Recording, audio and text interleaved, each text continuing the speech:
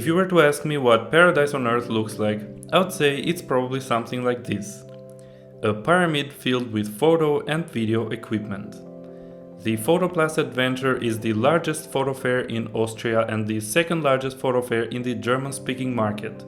So when I heard about it, I knew I had to go. Although everywhere I looked was full of interestingness, there was one specific gear I was especially interested in and I was hoping to find, and that's the new Canon RF 24-105 F2.8 lens.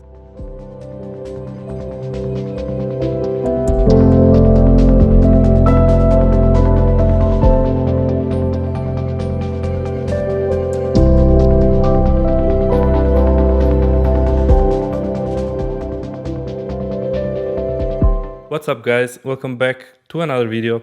I hope you're having an amazing day. Before I continue with the review, I just wanted to make a quick disclaimer that I didn't really have enough time to properly test this lens.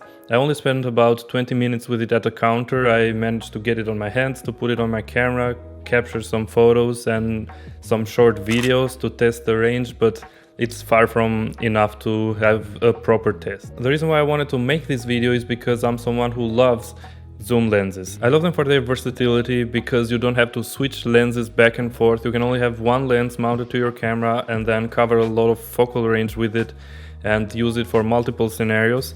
And I'm amazed that Canon managed to produce a lens that covers so much focal range for so many scenarios with a very good 2.8 aperture. In the past we had to decide between the 24-70 f2.8 or the 24-105 f4 lenses. If we went with the 24-70 we would have to compromise on reach, and if we went with the 24-105 we would have to compromise on low light. I also had the same dilemma myself last year when I picked up this 24-70 because background blur and low light performance was more important to me than reach.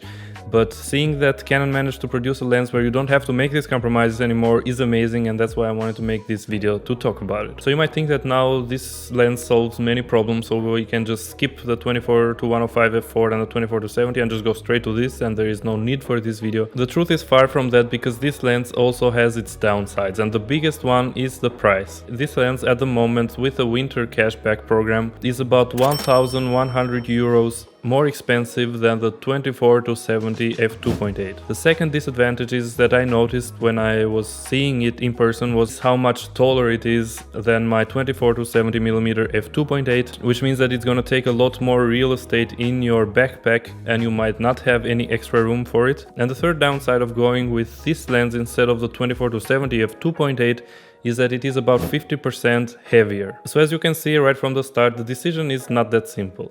Anyways, let's continue to talk a little more about its specifications. The first thing worth mentioning is that it is an L series lens, which means that it has high quality glass and produces high quality image, and you can tell that by looking at the red ring at the front. Moving on, one thing that's different about this lens in comparison to the Trinity lenses, for example, all the zoom happens internally and it also doesn't change its balance when you zoom in or out, which means that it's perfect for carrying it on a gimbal. Speaking of gimbals, this lens is the first one of a new series in the RF ecosystem, which is the hybrid series of lenses which are made to shoot equally well when shooting video as well as photo, unlike the other lenses which are photography first, but can also be used for video, of course. One thing I forgot to mention is that this lens comes with an optional power zoom adapter, which is a device that you just mount on the lens and then it has two buttons on the side to zoom in and out. It is more complicated than that, but basically its job is to make zooming in and out smoother. Some other specifications are that it has 23 glass elements inside, and one thing that I found quite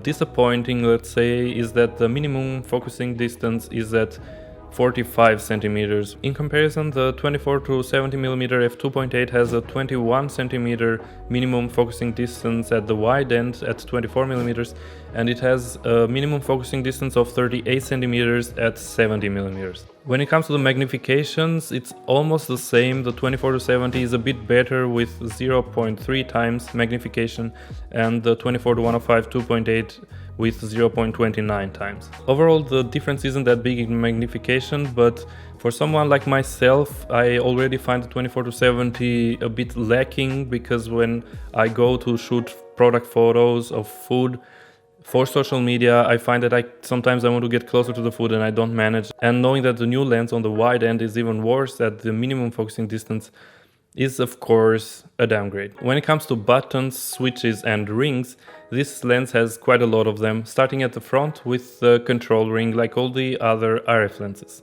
After that comes the manual focusing ring, then it has two custom function buttons which none of the Trinity lenses have. Then we have the zoom ring, and the last one, which is also new for RF lenses, is the manual aperture ring, which allows for super fine controls of the aperture without click stops. At the moment the aperture ring only works in video though. It has a lock release switch that enables the iris ring to be locked in the auto position for photography and unlocked when shooting video. The diaphragm of this lens has 11 blades. In comparison, both the 24-70 and the 70-200 have 9 blade apertures. The more blades a diaphragm has, the more round and smooth the bokeh balls will look when they are out of focus. It also has 4 switches like the 70-200mm F2.8 lens. The first one disables the autofocus for objects closer than 1 meter. It has an autofocus to manual focusing switch.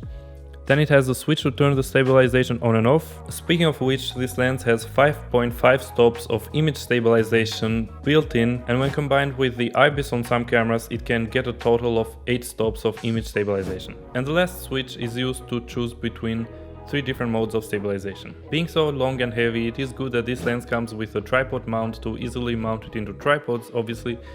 But I'm not sure how that actually works. In all the other videos that I saw, it seemed like they had the tripod mount mounted to the lens when they were shooting, even handheld.